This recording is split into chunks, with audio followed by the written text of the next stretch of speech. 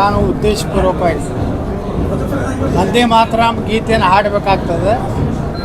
ವಂದೇ ಮಾತರಂಗೆ ಅಪಮಾನ ಮಾಡಲಿಕ್ಕೆ ಮತ್ತು ಈ ದೇಶದ ಪ್ರತಿಯೊಬ್ಬ ನಾಗರಿಕ ನಮ್ಮ ಭಾರತದ ಸ್ವಾತಂತ್ರ್ಯದ ಸಂದರ್ಭದಲ್ಲಿ ಅವನು ಗೌರವ ಸೂಚಿಸುವಂಥ ಸಾಮಾನ್ಯ ನಾಗರಿಕಂದು ಕರ್ತವ್ಯ. ಒಬ್ಬ ಕರ್ನಾಟಕ ವಿಧಾನಸಭೆಯ ಶಾಸಕನಾಗಿ ಸಚಿವನಾಗಿ ಭಾರತದ ಸಂವಿಧಾನದ ಅಡಿಯಲ್ಲಿ ಕೆಲಸ ಮಾಡುವಂಥ ಒಬ್ಬ ಸಚಿವ ಇವತ್ತು ತಕ್ಷಣ ನಾನು ಧ್ವಜಾರೋಹಣ ಮಾಡುವುದಿಲ್ಲ, ನಾನು ವಂದೇ ಮಾತರಂ ಹಾಡುವುದಿಲ್ಲ ಅನ್ನೋಂಥ ಉದ್ದೇಶದಿಂದ ಒಬ್ಬ ಮತಾಂಧ ವ್ಯಕ್ತಿ ಅನ್ನೋಂಥದ್ದು ಪ್ರೂವ್ ಆಗಿದೆ.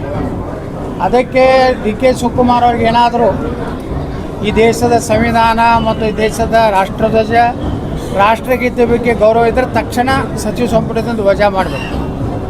ಯಾಕಂದರೆ ಇದು ಕೆಟ್ಟ ಚಾಳಿ ಬೆಳೀತದೆ. ಯಾಕಂದರೆ ಅವರು ಲೋಕಸಭೆಯಲ್ಲಿ ಸಹ ಕೆಲವೊಂದು ಮಂದಿ ನಾವು ವಂದೇ ಮಾತರಂ ಹಾಡೋದಿಲ್ಲ ತಾರೆ. ಮತ್ತು ಯಾರು ವಂದೇ ಮಾತರಂ ಹಾಡೋದಿಲ್ಲ, ಯಾರು ರಾಷ್ಟ್ರಕ್ಕೆ ಧ್ವಜಕ್ಕೆ ಗೌರವ ಕೊಡೋದಲ್ಲ, ಅವರ ಶಾಸಕ ಸ್ಥಾನ ಮಂತ್ರಿ ಸ್ಥಾನದಿಂದ ವಜಾ ಮಾಡಬೇಕು. ಸಂವಿಧಾನದಲ್ಲಿ ಒಂದು ಬದಲಾವಣೆ ತರಬೇಕು. ಡಾಕ್ಟರ್ ಬಾಬಾ ಸಾಹೇಬ್ ಅಂಬೇಡ್ಕರ್ ಬರೆದಂಥ ಸಂವಿಧಾನದಲ್ಲಿ ಅಪಮಾನ ಮಾಡಿದ್ರೆ ಅವರ ಶಾಸಕ ಸ್ಥಾನ ಮತ್ತು ಜೀವಾವಧಿಯವರೆಗೆ ಯಾವುದೇ ಚುನಾವಣೆಗೆ ಸ್ಪರ್ಧೆ ಮಾಡದಂಥ ಒಂದು ಸಂವಿಧಾನ ತಿದ್ದುಪಡಿ ಅವಶ್ಯ ಇದೆ ಈ ಜಮೀರ್ ಅಹಮದ್ ಖಾನ್ ಪ್ರಕರಣದಿಂದ ಅಂತ ಅನ್ನಿಸ್ತದೆ. ಮಾತೆತ್ತರೆ ಸಂವಿಧಾನ ಬಗ್ಗೆ ಗೌರವ ಅಗೌರವ ತೋರ್ತಾರೆ ಬಿಜೆಪಿ ಅಂತ ಹೇಳ್ತಾರೆ. ಇದು ಎಷ್ಟರ ಮಟ್ಟಿಗೆ ಸಂವಿಧಾನಕ್ಕೆ ನೋಡಿ, ರಾಹುಲ್ ಗಾಂಧಿ ಮೊನ್ನೆ ಒಂದು ವಿಡಿಯೋ ನೋಡಿದೆ, ಕ್ಲಿಪ್. ಅದರಲ್ಲಿ ಭಾರತ ಸಂವಿಧಾನ ಪುಸ್ತಕ ನೆಲದ ಮೇಲೆ ಒಗೆದು ಅಪಮಾನ ಮಾಡಿದಂಥವ್ರು, ಅಂಬೇಡ್ಕರ್ ಅವ್ರನ್ನ ಲೋಕಸಭಾ ಚುನಾವಣೆ ಸೋಲಿಸಿದಂಥವ್ರು, ಅಂಬೇಡ್ಕರ್ ಅವರ ಫೋಟೋ ಸಹಿತ ಪಾರ್ಲಿಮೆಂಟ್ನಲ್ಲಿ ಹಾಕದಂಥವ್ರು, ಇವರು ಬಿ ಜೆ ಪಿಗಾಗಲಿ ಉಳಿದ ರಾಜಕೀಯ ಪಕ್ಷಗಳಿಗೆ ಪಾಠ ಕಲಿಸೋ ಅವಶ್ಯಕತೆ ಇಲ್ಲ. ಸಂವಿಧಾನ ನಿಜವಾಗಿಯೂ ಪೂರ್ಣ ಪ್ರಮಾಣದ ಈ ದೇಶದಲ್ಲಿ ಎಲ್ಲ ರಾಜ್ಯದ ಭಾರತದ ಕಟ್ಟ ಕಡೆ ಸೀಮೆಯವರೆಗೆ ಏನಾದರೂ ಸಂವಿಧಾನ ಇವತ್ತು ಜಾರಿಯಾಗಿದ್ದರೆ ಅದು ನರೇಂದ್ರ ಮೋದಿಯವರಿಂದ. ಯಾಕೆಂದರೆ ಜಮ್ಮು ಕಾಶ್ಮೀರದಲ್ಲಿ ಭಾರತ ಸಂವಿಧಾನ ಇರಲಿಲ್ಲ. ಅಲ್ಲಿ ಆರ್ಟಿಕಲ್ 370 ಪ್ರಕಾರ ಭಾರತದ ಸಂವಿಧಾನದ ಯಾವುದೇ ಕಾನೂನುಗಳು ಅಲ್ಲಿ ಜಾರಿ ಮಾಡಲಿಕ್ಕೆ ಪಾರ್ಲಿಮೆಂಟಿಗೆ ಅವಕಾಶ ಇರಲಿಲ್ಲ. ಮತ್ತು ರಿಸರ್ವೇಷನ್ ಇರಲಿಲ್ಲ ಜಮ್ಮು ಕಾಶ್ಮೀರದಲ್ಲಿ. ಪರಿಶಿಷ್ಟ ಜಾತಿ ಪರಿಶಿಷ್ಟ ಪಂಗಡದವರು ಕೇವಲ ಪೌರ ಕಾರ್ಮಿಕರಾಗುವಂಥ ಅವಕಾಶ ಇತ್ತು.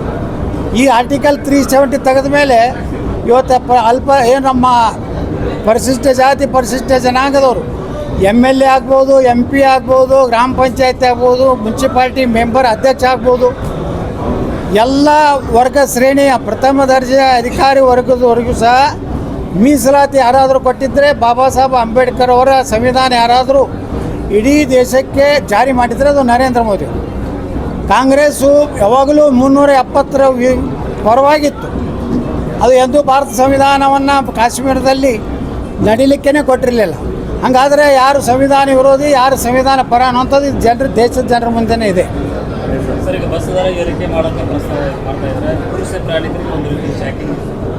ನೋಡಿ, ಇದು ಏನು ಅರ್ಥನೇ ಇಲ್ಲ. ಇಲ್ಲಿ ಮಹಿಳೆಯರಿಗೆ ಉಚಿತ ಕೊಡ್ತಿರ್ತೀರಿ, ಒಂದು ಕಡೆ ಪುರುಷರು, ಮಹಿಳೆ ಮತ್ತು ಪುರುಷ ಒಂದೇ ಮನೆ ಇಬ್ಬರು ಅವರು ಒಬ್ಬ ಗಂಡನ ಕಡೆಯನ್ನು ತೊಗೊಂಡು ಹೆಂಡತಿ ಕೊಟ್ಟಂಗೆ ಆಗ್ತದೆ. ಯಾಕಂದರೆ ನಿಮಗೆ ಆಗಲಿಲ್ಲ ಅಂದರೆ ಲಾಸ್ ಆಗ್ತಿತ್ತಂದರೆ ನೀವೇನು ಉಚಿತ ಕೊಟ್ಟಿರಿ ಅದರ ಪರಿಶೀಲನೆ ಮಾಡಿ. KSRTCಗಳ ಇವತ್ತು ಪಗಾರ ಆಗ್ತಾಯಿಲ್ಲ, ಡ್ರೈವರ್ ಕಂಡಕ್ಟರ್ಗಳು ಸಂಬಳ ಇಲ್ಲ, ಅವರು ಹೆಚ್ಚಿನ ವೇತನಕ್ಕಾಗಿ ಹೋರಾಟ ಮಾಡ್ತಾಯಿದ್ದಾರೆ. ಅದರ ಒಂದು ಪರಿಷ್ಕರಣೆ ಇವತ್ತು ನೀವು ಮಾಡ್ತಾಯಿಲ್ಲ. ನೋಡಿರಿ, ಎಂತಿಂಥ ನಿನ್ನೆ ನಾನು ಅಂಗವಿಕಲರು ಬುದ್ಧಿಮಾಂದ್ಯರ ಒಂದು ಕಟ್ಟಡ ಭೂಮಿ ಪೂಜೆಗೆ ಹೋದಾಗ ಬರೀ 1400 ರೂಪಾಯಿ, 1400 ರೂಪಾಯಿ ಸಹಿತ ಅಂಗವಿಕಲರಿಗೆ ಕೊಡಲಿಕ್ಕೆ ದುಡ್ಡಿಲ್ಲ ಸರ್ಕಾರದಲ್ಲಿ. 3 ತಿಂಗಳ 4 ತಿಂಗಳ ನಂತರ ಬರ್ತದೆ. ಆ 1400ರಲ್ಲಿ ಏನು ಸಾಲ್ತದೆ? ಮತ್ತೀಗ ಅವ್ರಿಗೆ ಇನ್ಕಮ್ ಸರ್ಟಿಫಿಕೇಟ್ ಕೊಡಬೇಕಂತೆ. ಅಂದಾಗ ಸರ್ಕಾರ ದಿವಾಳಿ ಆಗಿದೆ ಸ್ಪಷ್ಟ ಆಗ್ತದೆ. ಸರ್, ಈಗ ಈ ಗುಟ್ಕಾ ಬ್ಯಾನ್ ಮಾಡ್ತೀನಿ ಅಂತ ಹೇಳಿ CM ಅವರು ಪದೇ ಹೇಳ್ತಾ ಇದ್ದಾರೆ. ಏನಾದರೂ ಕಿಕ್ ಬ್ಯಾಕ್ ಈಗ ಅಥವಾ ಏನು ನಿಜವಾಗ್ಲೂ ಬಂದ್ ಮಾಡಿ? ಈ ಗುಟ್ಕಾ ಆರೋಗ್ಯ ಮಂತ್ರಿಗಳು ಹೇಳ್ಯಾರ ಬ್ಯಾನ್ ಮಾಡಿ ಹೋಗ್ತಾರೆ. ಮುಖ್ಯಮಂತ್ರಿ ಸದನದಾಗ ಹೇಳ್ತಾರ ನಾವು ವಾಪಸ್ ತಗೊಳ್ಳಿ ಅಂತ. ತಾಳಿಲ್ಲ ಮೇಳಿಲ್ಲ. ಆರೋಗ್ಯ ಮಂತ್ರಿ ಜೋಡಣೆ ಮುಖ್ಯಮಂತ್ರಿ ಅಂದ್ರೆ ಈ ಸರ್ಕಾರನಾಗ ಏನು ಬಾಯಿಗೆ ಬಂದಿದ್ದು ಮಾತಾಡೋದ್ರೆ ನಡೀತದೆ ಅನ್ನೋಂಥ ವಾತಾವರಣ ತಯಾರಾಗಿದೆ. ಗುಟ್ಕಾದ ನೋಡಿ, ಇದು ಈ ಗುಟ್ಕಾ ಯಾಕೆ ಇದು ಬ್ಯಾನ್ ಮಾಡ್ತೀನಿ ಅಂತಾರಂದರೆ, ಇದು ಗುಟ್ಕಾ ಕಂಪ್ನಿಗಳಿಂದ ಏನು ನಾ ಹೇಳಿದಲ್ಲ ಕೋತ್ವಾಲ್ ಟ್ಯಾಕ್ಸ್ ಅಂತೇಳಿ ಒಂದು ಪ್ರಾರಂಭ ಮಾಡ್ಯಾರ. ನಮ್ಮ ಡಿ ಕೆ ಶಿವಕುಮಾರ್ ಮುಖ್ಯಮಂತ್ರಿ ಆದಮೇಲೆ ಹಿಂದಕ್ಕೊಬ್ಬ ಗುಡ್ಡ ಇದ್ದ ಬೆಂಗಳೂರಿನಾಗ ರಾಮಚಂದ್ರ ಕೋತ್ವಾಲ್. ಅಲ್ಲಿ ಒಂದು ಕಾರ್ ಹೊರಗೆ ನಿಂದ್ರಿಸಿದ್ರೆ ರೋಡ್ ಮ್ಯಾಗ ನಿಂದ್ರಿಸಿದ್ರೆ 4,000 ರೂಪಾಯಿ ಕೊಡ್ಬೇಕತ್ತ. Motor cycle ನಿಂದ್ರಿಸಿದ್ರೆ 2,000 ಕೊಡ್ಬೇಕತ್ತ. ಇನ್ನು ಗುಟ್ಕಾ ಬ್ಯಾನ್ ಮಾಡ್ತೀನಿ ಅಂತೇಳಿ ಗುಟ್ಕಾ ಎಲ್ಲ ಇಲ್ಲೇ ಮಕ್ಕಳೇ ಅದ. ನಮ್ಮ ಗುಟ್ಕಾ ಕಂಪ್ನಿ ಮಾಲಕ ಸಾಂಗ್ಲಿ ಜಿಲ್ಲಾದಾಗ ಯಾರು ಜಯಸಿಂಗ್ಪುರ್ಕ್ಕೆ ಅದಾರ. ಅವ್ರ ಕಡೆ ಮಾಮೂಲಿ ಸಲುವಾಗಿ ಮಾಮೂಲಿ ಹೆಚ್ಚು ಮಾಡ್ಕೊಳಕ್ಕೆ ಗುಟ್ಕಾ ಬ್ಯಾನ್ ಮಾಡ್ತೀನಿ ಅನ್ನೋದು, ರೊಕ್ಕ ತೊಗೋದು, ಮುಂದೆ ಏನು ಮಾಡೋದು, ರೈತರ ಹೆಸರು ಹೇಳೋದು. ಇಲ್ಲ ಅಡಿಕೆ ಬೆಳೆಗಾರ ಹಾನಿ ಆಗ್ತದೆ, ಅದಕ್ಕೆ ನಾವು ವಾಪಸ್ ತೊಗೊಂಡೇವು. ಎಲ್ಲ ರೈತರ ಮ್ಯಾಗನೇ ಜೀವನ ನಡೆಸ್ಯಾರ. ಬಿಡದಿ ಒಳಗೂ ರೈತರು, ಗುಟ್ಕಾದಾಗೂ ರೈತರು. ಹೌದು, ಬೆಂಗಳೂರಿನಾಗ ನೀವು ಒಂದು ಕಾರ್ ಪಾರ್ಕಿಂಗ್ ಹೊರಗೆ ಮಾಡಿದ್ರೆ ಈ ಬಡವ್ರು ಅದಾರ, ಒಂದು ಮೋಟ್ರ್ ಸೈಕಲ್ ತೊಗೊಂಡಿರ್ತಾರೆ. ಅವ್ರು ಇರೋದೇ ಮನೆ, ಒಂದು ಬೆಡ್ರೂಮಿಂದು ಒಂದು ಅಡುಗೆ ಮನೆ ಇರ್ತದೆ. ನೀವು ಅಲ್ಲಿ ಪಾರ್ಕಿಂಗ್ ಮಾಡಲಾರ್ದು ರೋಡ್ ಮ್ಯಾಗ ಮಾಡಿದ್ರೆ 2,000 ರೂಪಾಯಿ ಕೊಡ್ಬೇಕಂತ. ಇದು ಎಲ್ಲಿ ಅಂದ್ರೆ ಏನಾಗೈತಿ, ಒಂದು ಕಡೆ ದಿವಾಳಿ ಆಗೈತೆ ಸರ್ಕಾರ. ಗ್ಯಾರಂಟಿಗಳಿಂದ ದುಡ್ಡಿಲ್ಲ ಸರ್ಕಾರನಾಗ, ಪಗಾರ ಮಾಡ್ಲಿಕ್ಕೆ ದುಡ್ಡಿಲ್ಲ, ಯಾವುದೇ ವೇತನ ಪರಿಷ್ಕರಣೆ ಮಾಡ್ಲಿಕ್ಕೆ ದುಡ್ಡಿಲ್ಲ, ಸರ್ಕಾರಿ ನೇಮಕಾತಿ ಮಾಡ್ಲಿಕ್ಕೆ ದುಡ್ಡಿಲ್ಲ. ಆದರೂ ಇನ್ನೊಂದು ಕಡೆ ಈ ರೀತಿ ಕರ ವಸೂಲಿ ಮಾಡೋಂಥ ಕೆಲಸ ಅದೇ ಇದೆ. ಹಣ ಜೋಡಣೆ ರೀ. ನೋಡಿರಿ, ಒಂದು ಕಡೆ ಸ್ಟ್ಯಾಂಪ್ ಡ್ಯೂಟಿ ಹೆಚ್ಚು ಮಾಡ್ತೀರಿ, ಒಂದು ಕಡೆ ಬಸ್ ದರ ಏರಿಸ್ತೀರಿ, ಒಂದು ಕಡೆ ಕರೆಂಟ್ ರೇಟ್ ಏರಿಸ್ತೀರಿ.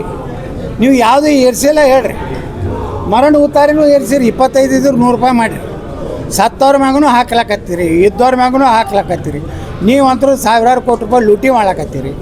ಬಡವ್ರಿಗೆ ಹೇಳ್ತೀರಿ ನಾವು ಕಾಕನ ಮನೆಗೆ ಹೋಗ್ಲಕ್ಕೆ ಫ್ರೀ, ಮಾಮನ ಮನೆಗೆ ಹೋಗ್ಲಕ್ಕೆ ಫ್ರೀ, ಅಕ್ಕನ ಮನೆಗೆ ಹೋಗ್ಲಕ್ಕೆ ಫ್ರೀ, ಬನಶಂಕರಿಗೆ ಹೋಗ್ಲಕ್ಕೆ ಫ್ರೀ ಅಂತ ಇಲ್ಲಿ ಹೇಳ್ತೀರಿ. ಈ ಗಂಡದೇನು ಏನು ಮಾಡ್ಬೇಕು? ಅವ್ರು ಬನಶಂಕರಿಗೆ ಹೋದ್ರೆ ಇವ್ರೇನು ಮಾಡೋದು? ಮನ್ಯಾಗ ಕೂತಾನೆ ಒಳ್ಳೆ ಮಾಡ್ಬೇಕು. ಒಂದು ಎಕರೆಗೆ 3 ಕೋಟಿ ರೂಪಾಯಿ ಕೊಡ್ತೀನಿ ಅಂತ ಹೇಳಿದ್ದಾರೆ. ಅಲ್ರಿ, 3 ಕೋಟಿ ಏನಾಗ್ತಾಯಿತ್ತು ಅಂತ ರೈತರಿಗೆ. ನೀವು ಅವ್ನ ರೈತನ ಜಮೀನು ಇರೋದು 10 ಗುಂಟೆ 20 ಗುಂಟೆ. ನಮ್ಮಂಗೆ ಉತ್ತರ ಕರ್ನಾಟಕದಾಗ 20 ಎಕರೆ 40 ಎಕರೆ ಇಲ್ಲ. ಅಲ್ಲಿ ಬಡವರು 10 ಗುಂಟೆಗೆ ಡಿವೈಡೆಡ್ ಬೈ 3 ಕೋಟಿ ಒಳಗೆ ಎಷ್ಟು ಬರ್ತದೆ? 40-30 ಲಕ್ಷ ಬರ್ತದೆ. ಅದ್ರ ಮ್ಯಾಗ ಅವ್ನ ಜೀವನ ಉದ್ಧಾರ ಆಗ್ತದೆ. ಅದಕ್ಕೆ ಬಿಟ್ಟು ಮಾಡಿರಿ. ಚಿತ್ರದುರ್ಗ ಸಾಕಷ್ಟು ಜಮೀನು ಐತಿ, ಎಲ್ಲಿ ನೀರಾವರಿಗೆ ಯೋಗ್ಯ ಇಲ್ಲ, ಎಲ್ಲಿ ಬೆಳೆ ಬೆಳಿಲಿಕ್ಕೆ ಸಾಧ್ಯ ಇಲ್ಲ, ಎಲ್ಲೇ ರೈತರು ಸ್ವಾವಲಂಬಿಯಾಗಿ ಜೀವನ ಮಾಡಲಿಕ್ಕೆ ಸಾಧ್ಯ ಇಲ್ಲ. ಅಂತಲ್ಲಿ ನೀವು ಭೂ ಸ್ವಾಧೀನ ಮಾಡಿರಿ, ಹೊಸ ನಗರ ನಿರ್ಮಾಣ ಮಾಡಿ.